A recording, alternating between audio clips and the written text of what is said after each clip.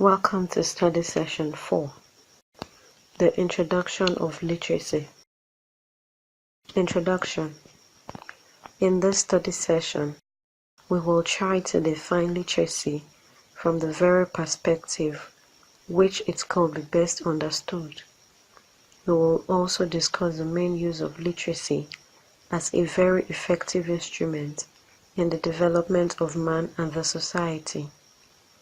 Ever before the intervention of Europeans, literacy had always been used by the Africans in one way or the other. However, the contact with the outside world brought the modern literacy.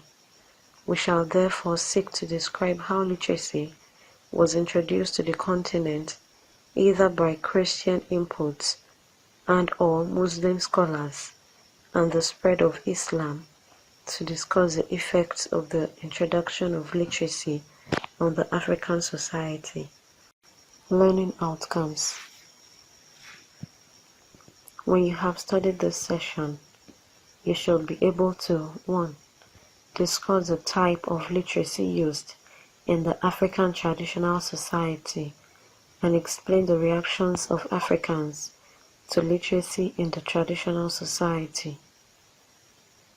2. Examine the effect of literacy on the African society either through the Muslim scholars and their spread of Islam or the Christian input. Literacy, Age of Science. In the earlier study session, we have been discussing and explaining adult education in an all-encompassing manner. It is worthy of acquaintance to note that literacy is one of the key concepts to be aligned with in adult education process. Literacy is thought to have first emerged with the development of numeracy and computational devices as early as 8000 BCE. Script developed independently at least 4 times in human history in Mesopotamia, Egypt, lowland Mesoamerica, and China. Chrysomalis, 2009. Before the introduction of the written word, the continent of Africa had an innovative way of recording events. One of these was the drawing of objects. For example, if a hunter met a large population of elephants at a location, he could proceed to draw an elephant on a nearby rock as a reminder of what he saw. Whenever he returned to that location, he would recognize the memorable place. For calculation, the situation was more complex. If a payment is made, the ingenious African could make a stroke 1 and another 1 and yet another stroke for the third payment. An additional payment could attract a stroke cutting across the earlier strokes. The problem with these marks was, of course, that the drawings and paintings and various markings conveyed no message to any other person. The absence of mutual intelligibility was thus a main limitation to the individualized use of literacy in the traditional African society. The uses of literacy. Having discussed earlier the importance of literacy in the process of adult education, we shall give a catalogue of the advantages of the acquisition of literacy skill. Many of these were not immediately obvious to the earlier generation of Africans and their mentors, but they are valid. A simple classroom illustration about the advantage of the written word is given by a teacher who writes a sentence on a sheet of paper and allows the student to read it. Thereafter, the student who had access to the sentence is asked to whisper the content to the sitting partner, and the exercise goes on in that order until the last student has been told the content of the sentence. You will be amazed at the degree of distortion, misrepresentation, and fallacy between the two versions. The point that is being made is that memory is unreliable.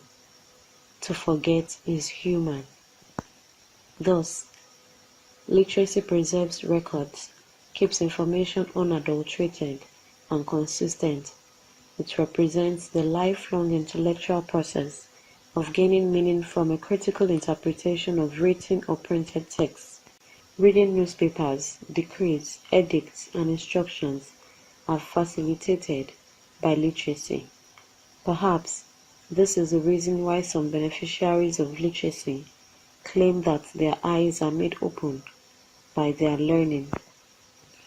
Julius Nyerere describes literacy as a tool and calls it a means by which we can learn more easily.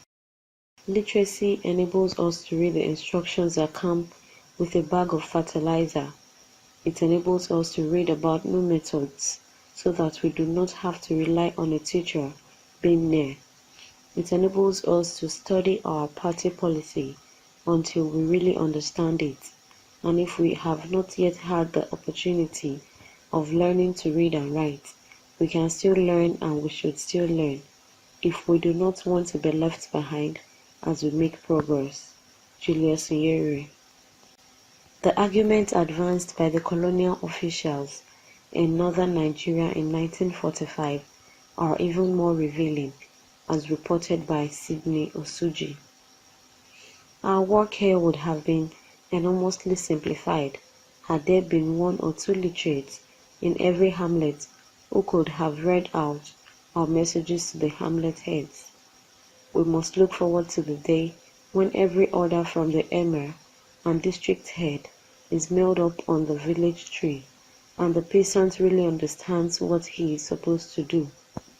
At present, a message often arrives in a garbled and unrecognized form, and even if it does not, the peasant can always plead that it did as an excuse for not following directions. An unscrupulous minor official can alter a message if he can make a profit by so doing, and the middleman is always making excess profit by offering less for produce than his firm has authorized. Early initiatives. In spite of the obvious advantages of literacy, most Africans were indifferent to the subject. It required the intervention of those who recognize its uses to prove the point that literacy can make the difference in life. First, we shall draw attention to the work of the Arab visitors to Africa. These were mostly traders who had a tradition of recording details of the goods bought, goods exchanged, losses and gains. Unfortunately, we are limited by the inadequate research efforts on these earliest visitors. We would have benefited from some information on their number, their proficiency or lack of it in literacy, and the frequency of the use of literacy. For now, we assumed, with great risk, that the adventurers were sufficiently literate or adequately exposed to the culture of keeping records as to have time and discipline for keeping notes. When we come to discuss the work of the Muslim scholars, we are on a safer ground, but even here, one has a real problem of drawing a clear line between trader and the scholar. Wasn't it that an Arab was capable of wearing two caps at once, one for serving self and the other for serving God? At any rate, we know that the scholar carried his books and had knowledge of the written word. Thus, the intervention of the Islamic clerics exposed the northern part of the country to Arab literacy. With the advent of Christian missionaries, later came Western education, through which they exposed the whole southern Nigeria and part of the inland region to literacy. ADE301 2002. Some of the Christian missionaries who began to arrive in Africa from the 16th century also came in company of traders. They also carried their hymn book and the Bible. The slave trade was a hindrance to the propagation of the gospel, as Africans found it difficult to reconcile the message of love contained in the Bible with the inhuman traffic in human cargo, which yielded considerable dividends to the buyers and sellers, and pain and loss to the victims and relations of the African slaves. The abolition of slave trade had offered an opportunity for Christian missionaries who, this time around, built adult literacy programs into their evangelism efforts. As Kwa Hagan reported, the Basel Mission, the Bremen Mission, and the Wesleyan Methodist Mission were active in Ghana in the 19th century. Hagan further reported that in 1870, the Wesleyan Methodist Mission had 1,082 adult learners in the Sunday schools organized by the Methodist West African districts. The adult learners were taught by 64 volunteer teachers in 6 station circuits, including 2 at Abeokuta and Lagos in Nigeria. The Scottish Mission organized adult literacy schools in Ghana between 1918 and 1926. By 1905, the Sunday school movement had spread from the coastal areas to up-country places. The number of adult learners in Sunday schools was 15,233 in 1905, 33,340 in 1915, 46,062 in 1925, 49,582 in 1935, and 41,391 in 1945. Christian inputs. The primary aim of the Christian missionary, as from the beginning of the 19th century, was to teach the good news of the coming of Jesus Christ. Thus, literacy was aimed at making it possible for the African converts to read accounts of the miraculous birth of Jesus, his life of service and miracles, free from sin of any kind, and of his death on the cross. The climax of the good news is the risen Jesus, who ascends to heaven and sits at the right hand of God as an advocate for all those who believe in him. In addition to the Bible, there are several storybooks that narrate events of Jesus from birth to resurrection and ascension to heaven. There are also stories about life in Israel before Jesus and the stories of the God of Israel, who chose Abraham, Isaac, and Jacob, and sent his only begotten Son to die because man fell through sin. Hymns, songs, and other materials were made available in African languages for ease of worship of the God of Israel, whom the Christians insist is the only true God, who opened the Red Sea and consumed the enemies of the Jews escaping from Egypt. The parables of the prodigal son, of the sower, are also specially treated, and only skill in literacy and numeracy could make the reader capable of benefiting from this. The missionaries enthusiastically supported literacy work for these reasons. Muslim scholars and the spread of Islam. Literacy in adult education came in different dimensions. In this subsection, we will be examining the spread of Islam and the impact of Muslim scholars as alibis to bringing about literacy in the traditional African society. There are evidences and records to show that several centuries before the coming of Western-oriented education to Nigeria, Islamic literacy had been established. There were Muslim literacy teachers, administrators, and scholars serving at the courts of emirs and rulers in some parts of West Africa. Literacy and numeracy were first introduced to Nigeria through Quran in the 11th century, when the then ruler of Canaan, between 1085 and 1081, accepted Islam at the hands of an eminent Muslim scholar called Hamad Muhammad Mani, Dunama II, 1221 to 1259. Contacts were developed through correspondence with Tunisia in Maghreb, and 1239 a Canaan embassy was established in Tunisia. Towards the end of 13th century, Canaan becomes a center of Islamic learning, and famous teachers came from Mali to teach Islamic jurisprudence. As a result of this, during the 14th century, Canaan scholars and poets achieved a very high standard in the writing of classical Arabic languages, as evidenced by a letter written by the chief scribe of Canaan court in 1392. We should also be interested in the fact that Ali Chazi, who wrote from 1416 to 1507, was a very pious man. Hence, he was keen in learning the principles of Islam. Because of this, he used to pay regular visits to the chief imam, Umar Masaramba, to learn more about Islamic legal system. The real Islamization of Borno took place during the reign of Mai Idris Aloma, 1510 to 1602, as several madrasatis or Islamic schools were established. Moreover, back home in Nigeria during the reign of Yorkis, some Fulani scholars came to Kano bringing with them books on Islamic theology and jurisprudence.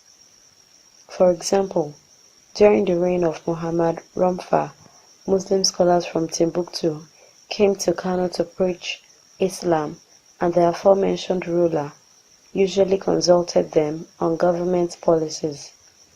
It was probably in response to such requests that Al-Magili wrote for him, Rumfa, a book, The Obligation of Prices on Islamic Government. During the latter's visits to Kano, a number of scholars from Sankore University, Timbuktu, visited Katsina, bringing with them books on divinity and ethnology. The end result of this was the production of native scholars like Muhammad Dan Masina and Muhammad Dan Marina in Katsina. This contributed to the development of learning. These local scholars formed an intellectual harmony for the purpose of encouraging learning. Al-Magili, a Muslim scholar cum reformer, left indelible mark on Tekeda, Gao, and Katsina in respect of the spread of Islam, has left a mark on the quality of Muslim life in these areas. This same scholar was even made the Qadi in Katsina, where he resided 15 years. He also taught for a while in Kano and Katsina. This movement ensured the circulation of ideas and the availability of Islamic knowledge. In conclusion, we are able to see that the role of Muslim scholars cannot be overemphasized in the spread of Islam. Other factors such as the role of religious brotherhoods, the jihads, and trans-Saharan trade routes, among many others, also enhance the spread of the religion. Jihad and spread of learning. The success of the 19th century jihads meant a lot to the brotherhoods, as these religious brotherhoods kept the flame of Islam burning, since the major leaders belonged to one sect or the other. Fodio and his followers were Qadriya, while those of Tukolo were Tijaniya. These brotherhoods also played an important role in the propagation and spread of Islam in certain parts of Western Sudan. The brotherhoods encouraged unhealthy rivalry, as they were not prepared to be under the control of any leader except the leaders of their particular sect. Members of these brotherhoods lived in seclusion, where they trained small bands of devoted disciples in the study of Islamic scriptures, legal traditions, as well as methods of praying and devotion. The Qadiriya Brotherhood. The above-named brotherhood developed out of the Muslim mystical movement called Sufism. It was an ancient brotherhood. As early as 15th century, the movement had been introduced to Hausa land by Al-Magili.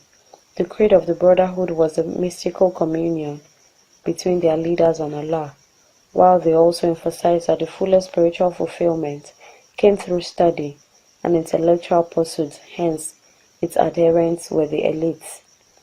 As regards the contributions of the Brotherhood to learning, the movement founded many Quranic schools along the trade routes.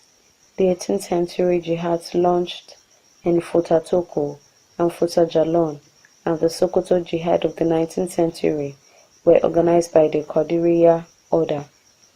The effects of the movement's activities include creation of Islamic states, which were intended to be ruled according to Islamic laws, the spread of Quranic schools, and the conversion of many people to the Muslim way of life.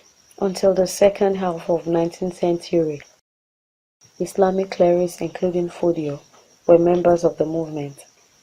The Brotherhood strongly believed in the intensive study of Islamic ideas and the dissemination of these ideas through preaching and teaching. The Tijaniya Brotherhood. This brotherhood was a much later order founded in Morocco in 1781 by Ahmed al-Tijani. The movement's developed districts. Characteristics of its own as the structure is more egalitarian than that of the Qadiriya. The followers, unlike the Qadiriya, could have direct access to their spiritual leader. The movement believes in the use of force instead of persuasion and appeal method adopted by the Qadiriya Brotherhood. The members placed less emphasis on intellectual distinction, as salvation was conceived not as coming through scholastic pursuits, but merely through action, adherent to Islamic beliefs and practices and zeal for holy wars. Hence, it appealed to the common man, the youth, the militants, and the warriors who believed in action rather than rigorous study. Their weakness was that they succeeded in dividing the societies due to different ideological approaches to faith and salvation. This problem still remains with Muslims till date. The Sanusiya Brotherhood. This Islamic movement was founded by Muhammad al-Sanusi, an Algerian, with the aim of reviving the laxity and corruption in Islamic world. Hence, the movement proclaimed a return to the purity and spirituality of Islam, as it was at the time of Prophet Muhammad. This call in turn made various appeals to the various tribes and thus wielded them together. In the area of the Brotherhood's contribution to learning, Muhammad al-Sanusi established his first Arabic religious center among the Bedouin in 1843, and he used this center for his teachings. The adherents of this brotherhood were known to be associated with trade and in turn used their trade profits for the growing of their religious centers, which also took care of agricultural and commercial development. Study session summary. In this study session, we discuss the role of Christian missionaries and Muslim scholars and their contributions to the spread of literacy. We also discussed the inputs by Muslim scholars by focusing on the pilgrimages to Mecca, which was embarked upon by different rulers in West Africa, and also their contributions to the spread of Islam. We explained the main contributions of the religious brotherhood to the success of the 19th century jihad. We listed the religious brotherhoods to include the Qadiriya, Tijaniya, and Sanusiya. End of study session 4. Thanks for listening.